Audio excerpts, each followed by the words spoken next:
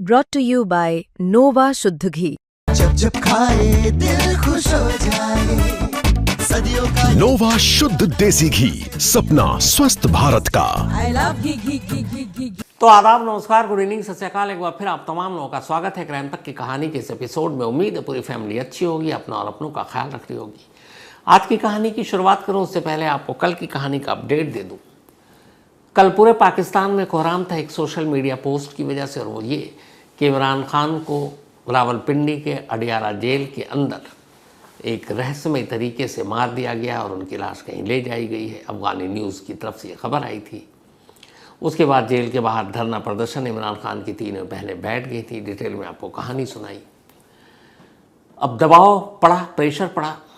3 हफ्ते से इमरान खान की कोई खबर जेल के बाहर नहीं आई थी, लेकिन अब आज पाकिस्तानी अथॉरिटी अडियाला जेल के जेल स्टाफ की तरफ से एक बाहर मैसेज दिया गया, और वो ये कि इमरान खान जेल के अंदर बिल्कुल ठीक है, उनका हेल्थ ठीक है, स्वास्थ्य बिल्कुल ठीक है, सेहतमंद है, और ये जो खबर अफगानी मीडिया की तरफ से आई ये बकवास है। हालांकि इस स्टेटमेंट के साथ जेल ऑफिशियल ने कोई ऐसा प्रूफ, सबूत, चाहे वो तस्वीरों के ज़रिए हो, वीडियो के ज़रिए हो, पेश नहीं किया कि ताज़ा तस्वीर इमरान खान की जेल के अंदर से, ऐसी कोई भी तस्वीर या वीडियो रिलीज़ नहीं किया। सिर्फ एक बयान जारी किया है कि इमरान खान ठीक है और ऐसी कोई बात नहीं है। फिर भी इसको लेकर पाकिस्तान में अभी बहस चल रही है, और उनके फैंस, उनके चाहने वाले, उनकी पार्टी के कार्यकर्ता, उनके फैमिली के लोग ये मांग कर रहे हैं कि हमें फिर मुलाकात करने की इजाज़त दी जाए। लेकिन मुलाकात की बात अभी तक बनी नहीं है। 3 हफ्ते हो गए हैं, किसी को मिलने नहीं दिया गया है, और अब जब तक मुलाकात होगी नहीं, कोई उनका फैमिली मेम्बर वहाँ उनसे मिलकर नहीं आता, तब तक ये जो खबर है इसको पर लगते रहेंगे। तो जैसे ही मिलने की इजाज़त मिलती है उसके बारे में फिर आपको अपडेट देंगे। अब आते हैं आज की कहानी के ऊपर, और इस कहानी की शुरुआत एक तस्वीर से। ये एक वीडियो है, ये नोएडा का वीडियो है। तारीख 24 नवंबर है। इस वीडियो में आपको एक सलवार सूट में ये मैडम दिखाई देंगी। ये मैडम लगातार, इनके हाथ में एक फ़ोन है और फ़ोन कान पर है, यानी बातचीत जारी है। अब मैडम सामने से चली आ रही हैं, फिर कैमरे के फ्रेम में अचानक एक पुलिस वाला दिखाई देता है। अब आगे आगे पुलिस वाला, पीछे पीछे मैडम। इसके बाद एक कार दिखती है। पुलिस वाला कार का दरवाज़ा खोलता और मैडम उस कार के अंदर बैठ जाती है। ये तस्वीर खत्म। थोड़ी देर के बाद एक फिर दूसरी तस्वीर में ये मैडम नज़र आती हैं। इस बार मैडम के साथ एक पुलिस वाली और आगे आगे भी 2 पुलिस वाले, कुल 3 पुलिस वाले मैडम के साथ चल रहे हैं। लेकिन इस बार भी मैडम के हाथ में मोबाइल कान पर, बातचीत का सिलसिला अब भी जारी। तो ये 2 तस्वीर आपने देख ली। अब एक तीसरी तस्वीर दिखाते हैं 4 महीने पहले की। 4 महीने पुरानी तस्वीर, ये शायद 3 जुलाई की है। रात के 12:07 हुए हैं। सीसीटीवी कैमरे में एक लेडी दिखाई देती हैं जिनका पीठ हमारी तरफ है, और वो बहुत तेज़ कदमों से चली जा रही हैं। तो ये 3 तस्वीर आपको दिखाती। तो ये तस्वीर आपने देख ली। आप कहेंगे कि इस तस्वीर की कहानी क्या है। तो ये जो मैडम नोएडा में आपको घूमते हुए दिखाई दे रही हैं और साथ में पुलिस वाले हैं, पुलिस वाला कार का दरवाज़ा खोलकर इन्हें बिठा रहा है, असल में ये एक भूत है। आप यकीन नहीं करेंगे, कहेंगे कि मजाक कर रहा हूँ। सचमुच ही एक भूत है।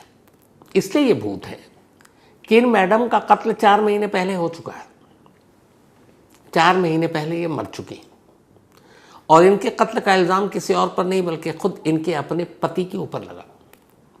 और न सिर्फ इल्ज़ाम लगा बल्कि पुलिस ने उस पति को गिरफ्तार कर लिया। न सिर्फ गिरफ्तार किया बल्कि गिरफ्तार करने के बाद जेल भेज दिया। न सिर्फ जेल भेजा बल्कि 3 महीना जब बीत गए तो जो एक तय मियाद होती है 90 दिन के अंदर चार्जशीट दाखिल करना, आरोप पत्र दायर करना, तो पुलिस ने चार्जशीट भी दाखिल कर दी। और चार्जशीट में इल्ज़ाम यही था कि इस पति ने अपनी पत्नी को किडनैप किया, किडनैप करने के बाद उसका कत्ल किया, कत्ल करने के बाद उसकी लाश को कहीं छुपा दिया। ये सब कुछ कानून के पन्नों में दर्ज है। पति अभी, जब मैं आपको कहानी सुना रहा हूं, इस वक्त भी जेल में है, पिछले 4 महीने से। लेकिन जिस पत्नी के कत्ल का इल्ज़ाम है वो पत्नी भूत बनकर पिछले 4 महीने से नोएडा में घूम रही है। और अब जब उस भूत को कुछ लोगों ने पहचान लिया तो पुलिस पहुंची और इस वक्त वो मैडम पुलिस के साथ है, कायदे से हिरासत में है, लेकिन इस वीडियो को देखकर कहीं से लगता नहीं है कि ये हिरासत में है। ऐसा लगता है बल्कि पुलिस वाले उनकी रखवाली के लिए या उनके मुहाफिज बनकर चल रहे हैं। और वो लगातार हिरासत में भी, हाथ में फ़ोन पर बातचीत और कंटिन्यू बातचीत चल रही है। तो आपने अभी अभी जो देखा वो एक जिंदा भूत है जो 4 महीने पहले जिनका कत्ल हो चुका है। अब पूरी कहानी क्या है, तो फिर आपको पूरी कहानी सुनाता हूं। इसी साल मार्च में बिहार के मोतिहारी इलाके में रंजीत कुमार नाम के एक लड़के की शादी होती है। शादी घर वालों की मर्जी से हुई थी। रंजीत पढ़ा लिखा, ठीक ठाक परिवार। रिश्ते की बात चली तो पड़ोस के गांव में एक लड़की जिसका नाम गुंजा, तो गुंजा के साथ रिश्ता तय होता है। दोनों परिवार राजी होने के बाद मार्च 2025 में गुंजा और रंजीत की शादी कर दी जाती है। शादी के कुछ दिन के बाद गुंजा अपने ससुराल पहुंच जाती है।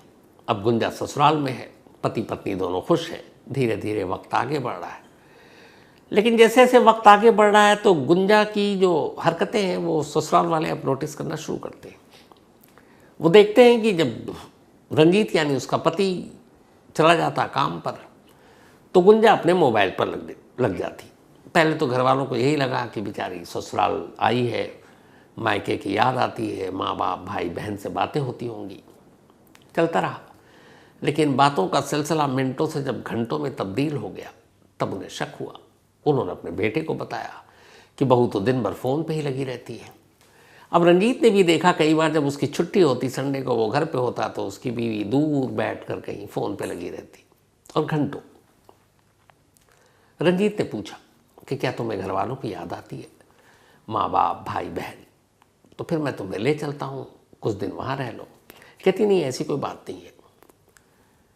लेकिन धीरे धीरे अब रंजीत को भी शक होने लगता है। रंजीत अब उसका मोबाइल चेक करने की कोशिश करता है। गुंजा मना कर देती है। फ़ोन लॉक लगा रखा था उसने, वो उसको पासवर्ड पता नहीं, मोबाइल छूने नहीं देती, खोलने नहीं देती। अब रंजीत के दिल में शक पैदा होने लगा। कई बार इस बात को लेकर झगड़ भी पड़े दोनों।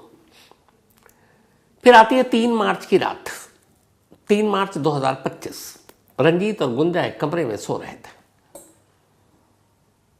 तभी 3 मार्च 2025 की उस रात देर रात आंख खुली तो रंजीत ने महसूस किया कि गुंजा उसके पास बराबर में नहीं लेटी हुई है।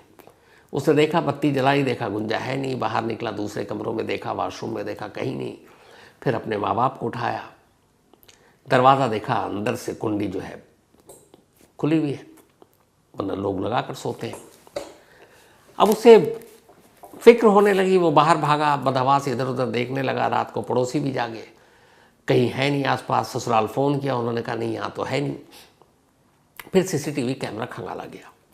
जब सीसीटीवी कैमरा खंगाला गया तो ये वही कैमरा है जो मैंने आपको शुरू में दिखाया। 3 जुलाई शादी के 4 महीने बाद की है।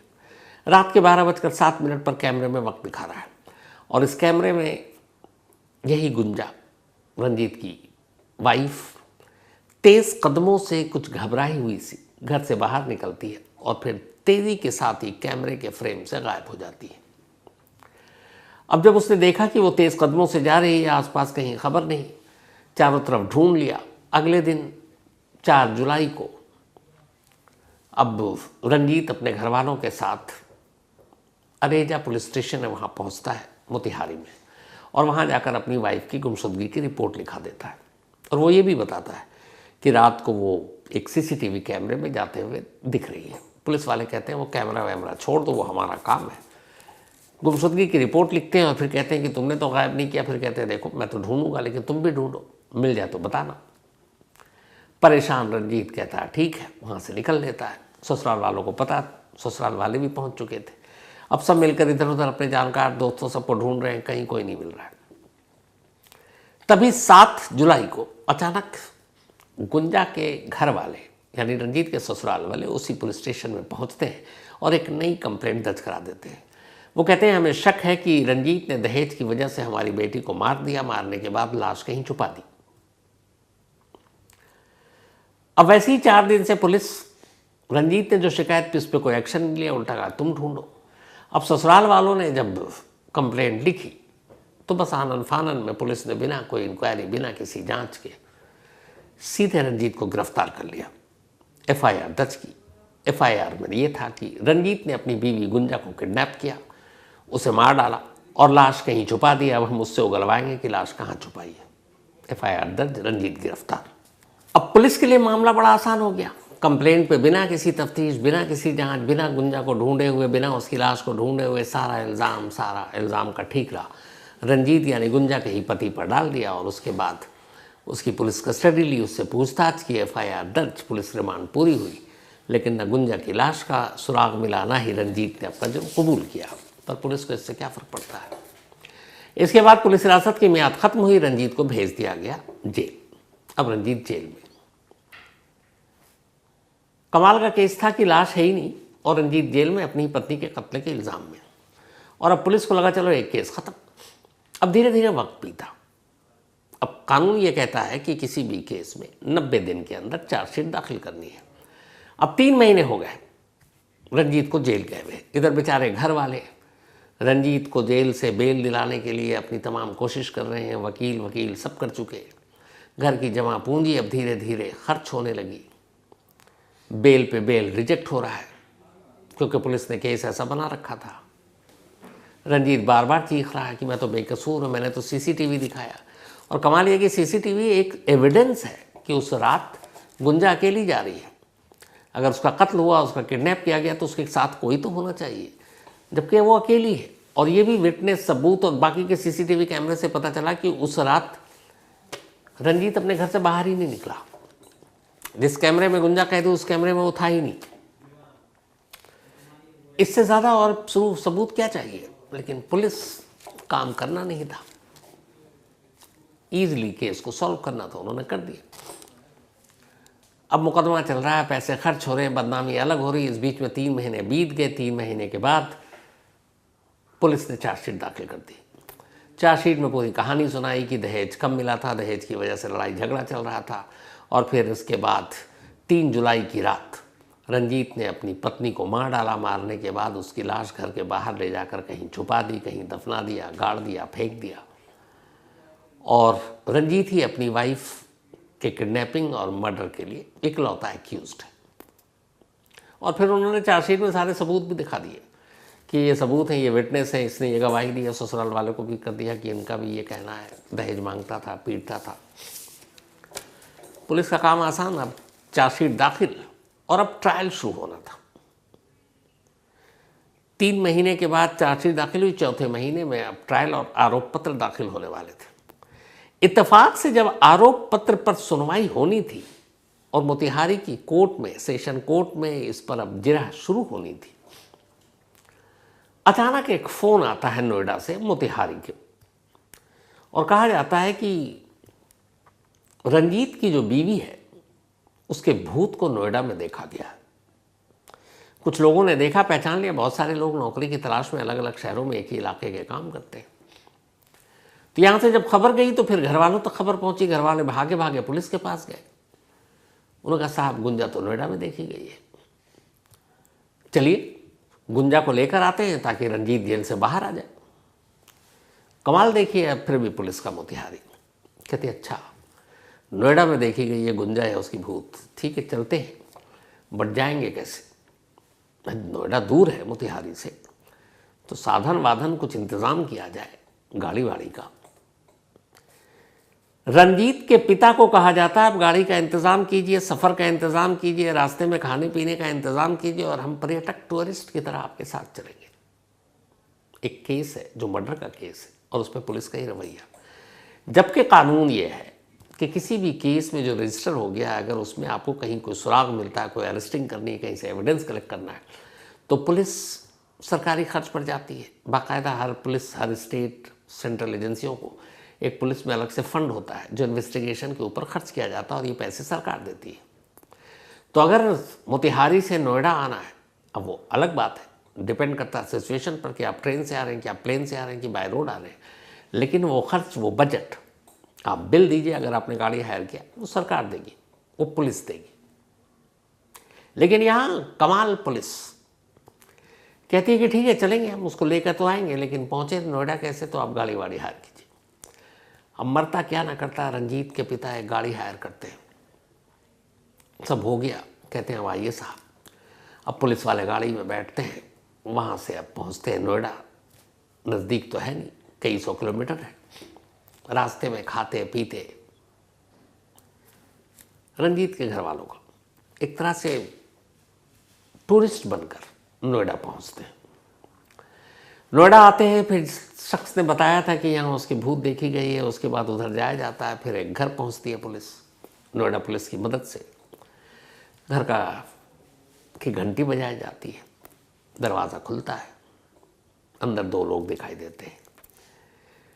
एक उसी रंजीत की पत्नी का भूत यानी गुंजा, जिसके कत्ल के इल्ज़ाम में रंजीत 4 महीने से जेल में, अभी भी जेल में, और दूसरा एक और शख्स। अब पुलिस दोनों से पूछताछ करती है, गुंजा को अपने साथ लेती है। ये जो वीडियो आपने देखा फ़ोन पर, ये उसी वक्त का है। तब भी गुंजा के हाव भाव वही, पुलिस के साथ ऐसे चल रही है जैसे पुलिस वाले उसकी सिक्योरिटी दे रहे हैं, फ़ोन पे लगातार लगी हुई है। और इसके बाद खैर पुलिस अब इसे लेकर मोतिहारी पहुंचती है। अब जैसी ये कहानी सामने आई, एक रिपोर्टर पहुंचता है इसी थाने के जो मेन सबसे बड़े अफसर हैं, और बोलता है कि भाई ये क्या है, एक बंदा 4 महीने से जेल में है, अपनी ही बीवी के कत्ल का इल्ज़ाम है, आपने चार्जशीट दाखिल कर दी, पूरी कहानी सुना दी, सारे सबूत इकट्ठा करके कोर्ट में दे दिए कि यही है, बट उसके भूत तो नोएडा में घूम रही है 4 महीने से, तो आप कुछ कहेंगे? उस एरिया के जो पुलिस वाले बड़े साहब हैं, उनका आप जवाब सुनेंगे तो हंसी आ जाएगी। ऐसा लग रहा था वो पुलिस वाले हैं ही नहीं, ऐसा लग रहा था कि जैसे वो नेता या मंत्री हैं। उन्होंने कहा कि असल में साहब जब ये हुआ जुलाई में, जब वो गुंजा गायब हुई या उसका कत्ल हुआ, तब मैंने यहाँ आकर पद ग्रहण किया ही नहीं था। अब पद ग्रहण हिंदी का एक शब्द है, मतलब आपने चार्ज नहीं लिया तो समझ में आता है। पद तो ग्रहण अमूमन मंत्री लोग करते हैं। अब आपको लगे मैं मजाक कर रहा हूँ तो पहले ये पुलिस वाले साहब से ही सुन लीजिए क्या कह रहे हैं वो। सर, जिस लड़की की हत्या के आरोप में पति को आप पुलिस ने जेल भेजा, वो लड़की बरामद होगी, क्या है पूरा मामला? ये हमारे पदभार ग्रहण से पहले का मामला है, और इसमें जो लड़की जो गायब हुई, उसके माता पिता कहीं पे उनको फोटो वगैरह ये सब प्राप्त हुआ, उसके आधार पर ये थाना पर आके बताया कि हमारी बेटी को ये जो उसके पति हैं और उसके घर वाले लोग उसको मार के गायब कर दिए। तो इसमें उसका जो लड़की है उसका पति जेल चला गया, और बाद में इस केस में कुछ ऐसा सूत्र आया, उस पर पुलिस वाले लोग, अनुसंधानक लोग और राज थाना लगे हुए थे, जिसमें कि नोएडा से वो लड़की सकुशल बरामद हो गई है और इसमें आगे की प्रक्रिया की जा रही है। लड़की नोएडा में क्या अपने प्रेमी के साथ रह रही थी? जी, प्रेमी के साथ पकड़ाई है। प्रेमी का क्या है? अभी उसमें जांच किया जा रहा है। उसे क्या जेल भेज दिया गया? देख लेते हैं, आपको पुष्टि कर दिया जाएगा। तो जी इन्होंने पद ग्रहण नहीं किया था। अरे पद ग्रहण जब कर लिया उसके बाद भी तो ये केस था, आप ही के तो टाइम में चार्जशीट दाखिल हुई 3 महीने बाद, फिर ये आपने पूरे फर्जी चार्जशीट में गवाह सबूत ये सब कहाँ से आपने पेश कर दिया कोर्ट में उस शख्स के खिलाफ जिसकी पत्नी के कत्ल का इल्ज़ाम है। आज तक लाश नहीं मिली, कोई सर्कमस्टेंशियल एविडेंस नहीं मिला, और आप कह रहे हैं तब पद ग्रहण नहीं किया था। तो अब क्या कर रहे थे आप पिछले इतने महीनों से? और जब सब हो गया तो बेचारे उसी घर वाले को आप पीस रहे हैं कि भैया अगर मिली है भूत तो चलो भूत से मिलने के लिए गाड़ी तुम लेकर आओ। ये कैसी पुलिसिंग है? खैर, अब ये पद ग्रहण पता नहीं आगे कितनी बार और करेंगे, लेकिन तमाशा बन गया। तो अब खैर 4 महीने पहले जिसका की हत्या हो चुकी थी, कत्ल हो चुका था, वो गुंजा भूत बनकर नोएडा में मिल गई। अब सवाल ये था कि ऐसा हुआ क्यों? तो पूरी कहानी कुछ और ही थी। कहानी ये थी कि गुंजा की जब रिश्ते की बात चली तो ऑलरेडी गुंजा अपने गांव में एक लड़के से प्यार करती थी। 2023 से वो एक रिलेशनशिप में थी और वो उससे शादी करना चाहती थी। इस बीच में एक शरीफ लड़का दिखाई दिया घर वालों को, रंजीत, और उसके बॉयफ्रेंड के बारे में पुरानी कोई जानकारी थी नहीं कि गुंजा गांव के किसी लड़के से प्यार करती है। तो उन्होंने रंजीत के साथ गुंजा का रिश्ता तय कर दिया। गुंजा ने भी सच बताया नहीं, खामोशी के साथ रंजीत के साथ शादी कर ली। लेकिन शादी के बाद पुराना प्यार जिंदा रहा और फिर वो अपने पुराने प्रेमी से कहती कि तुम्हारे ही साथ रहना है, कुछ करो। अब उसका आशिक नोएडा में जॉब करता था। तो फिर ये प्लान, ये तरकीब बनाई गई कि एक रोज़ गायब हो जाते हैं और नोएडा जैसे शहर में हम लोग अपनी एक नई जिंदगी बसाएंगे। गुंजा के भी मन में ये नहीं था कि उसके कत्ल वत्ल के इल्ज़ाम में अपने पति को फंसाए। इसके बाद वो 3 जुलाई की रात खामोशी से अपने घर से निकल जाती है। प्रेमी पहले से मौजूद था कहीं दूर। फिर दोनों वहाँ से अलग अलग रास्तों से होते हुए नोएडा आ जाते हैं। नोएडा में प्रेमी पहले से काम कर रहा था, अब उसी के घर में दोनों रहने लगते हैं और 4 महीने तक यहाँ आराम से हैं। उसके पीछे में ये हुआ कि उसी गुंजा के कत्ल के इल्ज़ाम में उसके पति को पुलिस ने पकड़ लिया, सिर्फ अपनी नाकामी या अपनी लापरवाही को छुपाने के लिए। वरना वो सीसीटीवी कैमरा ऐसा चश्मदीद, एक तरह से गवाही या सबूत कहें आप, कि जिस पे कोई भी एक समझदार पुलिस वाला जांच करता तो ये नौबत नहीं आती। लेकिन गरीब रंजीत कुमार को अपनी ही बीवी के कत्ल के इल्ज़ाम में पुलिस ने गिरफ्तार कर सारा इल्ज़ाम उसी पर धर दिया। 4 महीने से बेचारा वो जेल में। अब गुंजा या उसकी भूत जो भी कहें मिल गई है। अब वही पुलिस जाएगी कोर्ट में। मुझे तो ये समझ में नहीं आ रहा जाने के बाद वो ये कैसे कहेंगे कि ये जो भैया चार्जशीट, इतना चार्जशीट छोटा मोटा नहीं होता, कई 100 पन्नों का होता है। तो कई 100 पन्नों के झूठ उस पुलिस ने कैसे लिखवाए होंगे, मैं तो ये सोचकर हैरान हूं। कम से कम 300-400 पन्नों की चार्जशीट होगी। 300-400 पन्ने झूठ का पूरा पोथा कैसे बैठ के वकील को लिखवाया होगा। मैं तो वाकई मतलब दाद देता हूं ऐसे पुलिस वालों को। तो उम्मीद ये की जानी चाहिए कि अगले 1-2 दिन के अंदर रंजीत बाहर आ जाएगा, क्योंकि जिसका कत्ल किया वो कत्ल तो कभी हुआ ही नहीं, उसने किया नहीं बल्कि हुआ ही नहीं। मुर्दा जिंदा है।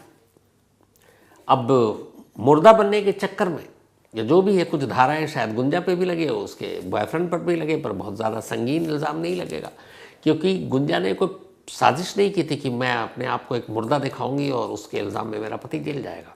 वो तो हालात ऐसे हो गए पुलिस की वजह से। लेकिन यहाँ पे ये सवाल है कि जिस पुलिस ने सारे सबूत होते हुए, सीसीटीवी कैमरा होते हुए, एक बेगुनाह को अपनी ही बीवी का कातिल बताकर जेल भेज दिया और पिछले 4 महीने से वो जेल में है, जिसके खिलाफ चार्जशीट कई 100 पन्नों की दाखिल कर दी, क्या ऐसे पद ग्रहण न करने वाले पुलिस अफसरों के खिलाफ तमाम धाराओं में लपेटते हुए इन्हें सजा नहीं दी जानी चाहिए? एक पूरी जिंदगी बर्बाद कर दिया आपने। 4 महीने में वो घर उजड़ गया, बिखर गया, जमा पूंजी खत्म हो गई। तो क्या ऐसे पुलिस वालों के खिलाफ एक्शन नहीं होना चाहिए? बिल्कुल होना चाहिए, ताकि ये सब एक सबक हो। लेकिन हमारे कहने से और आपके सुनने से क्या होने वाला? कुछ नहीं होगा। इस केस में भी कुछ नहीं होगा। तो ये थी आज की कहानी खत्म करूं उससे पहले वही अपना सिलसिला। आज अरिव्या, इनका जन्मदिन है, तो हैप्पी बर्थडे अरिव्या। और ये निधि एंड बंसल साहब की बेटियां हैं। साथ ही शादाब का भी आज बर्थडे है, तो हैप्पी बर्थडे शादाब। और ये भेजा शाहनवाज ने है। इसके अलावा कुमकुम, इनका भी आज बर्थडे है, तो हैप्पी बर्थडे कुमकुम। और भेजा है अनिल ने। तो इसके साथ ही कहानी में आज इतना ही। अब आपसे मुलाकात होगी कल रात 9 बजे किसी नई कहानी के साथ। तब तक अपना और अपनों का ख्याल रखिएगा। Thank you very much.